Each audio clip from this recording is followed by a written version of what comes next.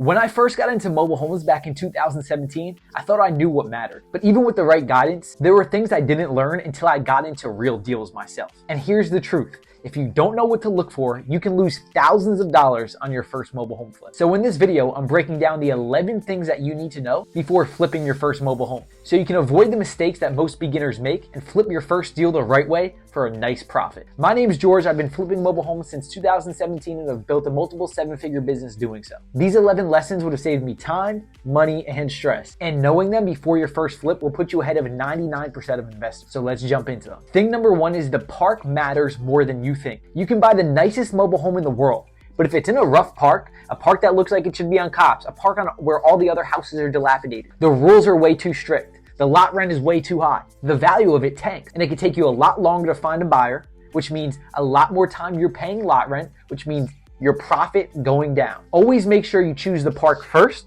and then the home second. Good parks mean faster sales, better buyers, and bigger profit. You need to look at every single park like its own neighborhood. There can be this gorgeous home, but if it's in the hood, people aren't gonna buy that home. So look at every park like its own individual neighborhood and be the judge by that. Look at what homes sold it for in that specific park, not just in the town or even in the area, in that specific park, because a park matters more than you think. Thing number two is always negotiate. Mobile home sellers are usually very motivated. They want the mobile home gone and they have several reasons why. They don't see the mobile home as valuable anymore. They don't want to pay lot rent any longer. The home may have been passed down to them from their parents, or they're moving out of state, or they have another home. Usually when a mobile home seller is ready to sell, they want to get it off their hands. If I didn't negotiate on my first deal, I probably wouldn't be in the business right now. My very first deal I ever purchased, they wanted $45,000 for it. Guess how much I got it for? $3,500. Because I was willing to put myself out there, I was willing to negotiate, I was willing to let them know what I would pay for the home. They said no at first, but then they ended up coming back to me. So make sure you are negotiating and you're not just settling for any price, or you're not going, oh, that home is out of my budget, I can't work with it. That first home was out of my budget, way out of my budget. I had $10K max that I can put into a mobile home on that first deal. So $45,000 was not even in range, but I got it for $3,500. Ended up being all in for about $6,000, and I sold it for $53,000. So make sure you are negotiating. Thing number three is vacant homes hide expensive problems. You can get a vacant home given to you for free. We get homes for free all the time. Members in our academy get homes for free all the time. But if you don't know what you're doing and you don't have deep enough pockets to handle vacant mobile homes, they can cause a lot of issues. Usually when they're vacant, that means the lights are turned off, the water's turned off. If you live in a colder climate, if it wasn't winterized properly, if all the electric's turned off and it wasn't winterized, then the pipes could be bursted underneath. The very first vacant home I ever purchased, I had no idea what I was getting into. The pipes were all bursted, so we had to fix all that, all the plumbing underneath the mobile home. And every time we went to fix one spot, another spot busted. We didn't know what we were getting into with doing that. There were issues with the toilet. There was issues with just the plumbing overall. There were issues with the HVAC system. The air conditioner, central air did not work at all. It was actually a shell of an air conditioner. The seller told me that it worked. I trusted the seller blindly. It was like my second or third deal, and it didn't work. Ended up making a great profit on it. Still ended up making $25,000 on that mobile home. But there were things that we weren't aware of that were happening to the home, and it delayed the sale, and it ate into a little bit of our profits. So just be aware of that. If you're getting a vacant mobile home, there are going to be different elements that can cause bigger issues with that home and can be more expensive. So make sure you have some funds on the side for HVAC systems not working, for pipes potentially being busted, for anything else, electric not working properly. Because if you can't check it, you don't know. You're taking a risk, but usually that risk pays off because of the return that you can get on these mobile homes. But that risk will pay off 9 times out of 10. Even if you're not prepared for it, that risk will pay off because of the return you're able to get on these mobile homes if you get it for a low enough price and you follow step 2 and negotiate. Thing number 4 is cosmetic repairs give you the fastest profit. Now, it depends what your profit margins can be. It depends on how much money you can make on these mobile homes, but you have to be aware of what your market is interested in. A lot of times, mobile home buyers, they don't need the nicest home in the area. They don't need it to be this gorgeous home. They want it to be fresh, livable, feel good when you walk in. And how do you do that? New laminate flooring, paint the walls, paint the kitchen cabinets. You don't necessarily need to get new cabinets, new countertops, new bathrooms completely redone, everything completely redone. Clean it up, make it look nice, make it look fresh, make it smell fresh, make it look clean and bright. And you can usually make great returns on these mobile homes for just doing these cosmetic updates. Paint, flooring, light fixtures, and deep cleaning can go very far. Mobile home buyers want clean, safe, and move-in ready. not luxury. And when I say that, be aware of your market. There's one market where we're in where we remodel a 2-bedroom, 1-bathroom mobile home. I can sell it for $120,000 to $150,000. So we're putting more work into these. We're touching things up more. We're making sure that things are in, that we have nicer things throughout the home. We're not just painting it. Then there's a market an hour south of that where I can only sell a 2-bedroom, 1-bathroom mobile home for $65,000. Still a great price point. We still make a good profit on it, but different profits. We're not doing the same exact thing to the $125,000 mobile home that we can sell for as we are for that $65,000 mobile home. We're doing different things to it. Reiterating, knowing your market's important. Thing number 5 is good contractors are everything. And you need to know how to work with these contractors.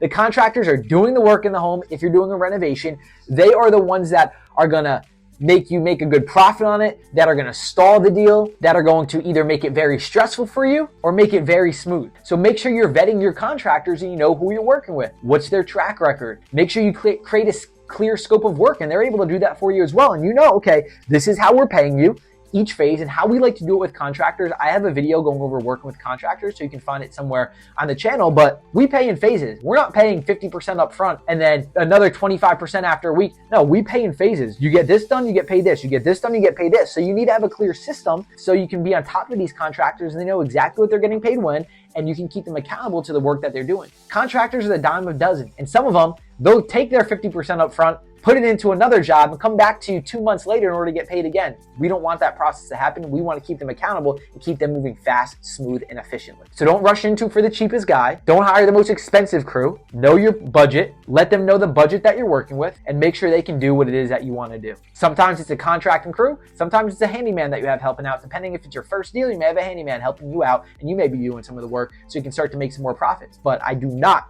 recommend for you to be doing work in all the mobile homes. First 1, first 2, yes, and then you hire things out. Which brings me to thing number 6 is systems are everything. Having systems with your contractors, having systems and processes for your purchase, for your sale, for your lead generation, for your communication. This is all extremely important. If you do not have the systems in play, you're not building a business. You're just building another job, and it's going to be very chaotic. When I first got into business, I did not have systems. It was chaotic. It was one thing after the next happening. I was always chasing things. I was running in circles, always repeating the same things over and over again, taking me so much time that was unnecessary. It was not efficient. It was effective, but it wasn't very efficient at all. Systems matter so much. Inside of our academy, that's one thing that we really hone in on is having these systems so you actually build a real business for yourself. Something where you can delegate, where you're not going to these mobile homes all the time, where you're not the one swinging the hammers, where you have the systems in place so you hire the team and you can do things that, one, focus on the lead generation, and then you can do things that you enjoy with your life as well. Because again, you're building a business for yourself, not another job.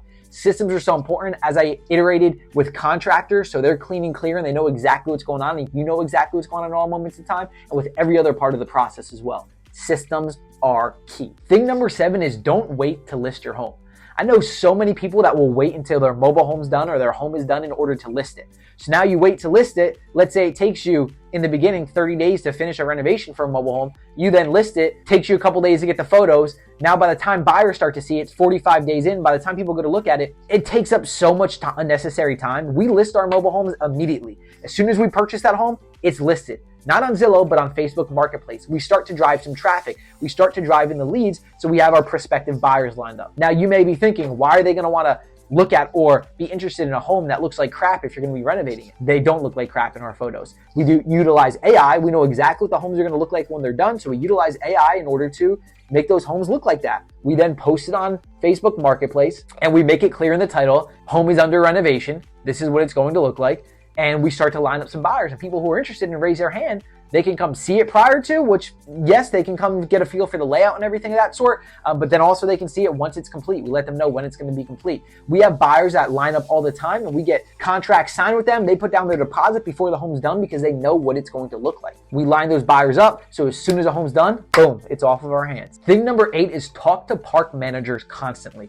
Park managers are the gatekeepers. Park managers can keep you full for a very long time and keep your pipeline full in your business. I couldn't even tell you how many deals we've gotten from park managers. For example, I went to one park one time and I got 10 deals.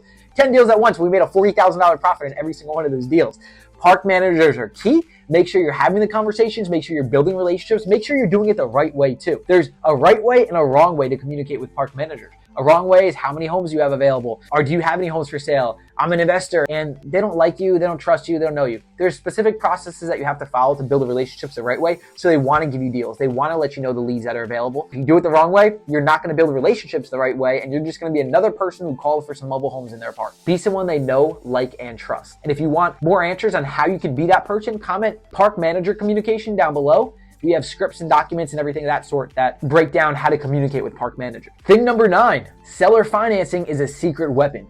When I first got in business, I started with seller financing so I can get these deals off my hands fast and I can keep things moving. Banks finance on homes that are newer than 1976. So you can get bank financing for those homes if you're selling them for all cash. Great. It takes about a month for banks with the appraisals and everything of that sort when your buyers go through bank finance. You then have buyers that are willing to pay all cash. They'll pay all cash for these deals. Let's say you have a $30,000 mobile home. They just file a lawsuit somewhere, or they got some money from somewhere. They just sold their home. They can pay all cash. They want to purchase that mobile home. And then you have seller financing. This bridges the gap. You say, hey, I want to collect passive income. I want to be the bank. This is how you do so with seller financing. To give you an example of what seller financing looks like, one of our deals, I was all in $6,000. I sold it for $53,000. I collected $6,500 in the down payment. So I'm in the green $500. I'm already profitable. And then payments of $650 for the next, I think it was like 5 to 7 years. Passive income. I sold the home as is. I'm the bank. Seller financing is a secret weapon if you know how to utilize it and you use it the right way, having the right contracts, having the right documents, making sure you have the right buyers on board is very important. Seller financing is key. We also have a link down in the description in our comments down below that you can click on to watch a free training where I break everything down step by step, and then also our free Skool community where you can come in and ask some questions. We have free mini trainings inside of there as well. Thing number 10, keep your pipeline full. I've talked to so many people who purchase their first home, their first mobile home, and they then renovate that first mobile home. They do swing the hammer. They do this, they do that. They're so focused and dialed in on that mobile home. By the time and then that mobile home is finished and they go, oh, I have nothing else. Now I need to start the process all over again. You do not want to do that. You do not want to be in that position. You want to keep that pipeline full. Even if all of your money is in this first mobile home and you're like, I can't even purchase another one. So why am I going to talk to sellers? Because by the time you are ready, they'll be available. You can sign contracts with sellers. I'm closing in X time frame. You don't have to close immediately. I'm closing in 2 weeks. I'll close in 3 weeks, closing contingent on the sale of this home. You can work out different deals and different processes, or I'll put down $1,000 and then I'll close on it once this one's done. There's different ways that you can work out deals with sellers. So make sure you are constantly talking to sellers. You're constantly viewing mobile homes. You're constantly making offers. This is how your pipeline is going to stay full and how you build a real business for yourself. Going back to the systems, this is a part of your system thinking and your real business building. And thing number 11 is mobile homes are the best entry point in real estate. When I first got started, I was interested in real estate in 2016. I was looking at wholesaling. I wholesaled a couple of properties. I was looking at different forms of real estate. And I realized there was so much competition. The prices didn't make sense. The numbers didn't make sense. Renting out a home, those numbers didn't make sense. I wasn't making money. I did my first house hacking property, which was great. I purchased my first home. I lived in it. The person was paying me downstairs, but I wasn't making money on the deal. It was just paying off my mortgage. I wasn't necessarily making anything. I wasn't going to be able to go full-time in real estate by doing this. It sucked up so much of my capital, putting a down payment on it, and I was only making $2,500 per month, which was going towards the mortgage. So while renting out for the long term can be good, you can refinance and all that good stuff, if you want to make real money now, mobile homes are the best entry point. The lowest capital required, the lowest risk, the lowest competition. You can move quick in this business. And if that's something that you're looking to do, then mobile homes is a great option for you. If you want to learn exactly how to flip mobile homes, how to create this business for yourself, how to actually create something that grows and scales that you can go full time in, then make sure to click the link down in the description or comments down below. I have my free training, as I mentioned. We have our free Skool community that you can join. You can ask any questions inside of there. Then we also have our academy. This is where we help people grow a multiple six-figure business flipping mobile homes in that first year of being in business. After you watch the training, you can schedule a call inside of the Skool community. You can message us, call, and we can jump on a call with myself or someone on my team, and we can see if you're a good fit to join us. Happy investing, and I will catch you in the next video. And make sure to subscribe. If you have any comments at all, questions, type those down below. We have a bunch of other videos on our channel, so make sure to subscribe here. I'll catch you.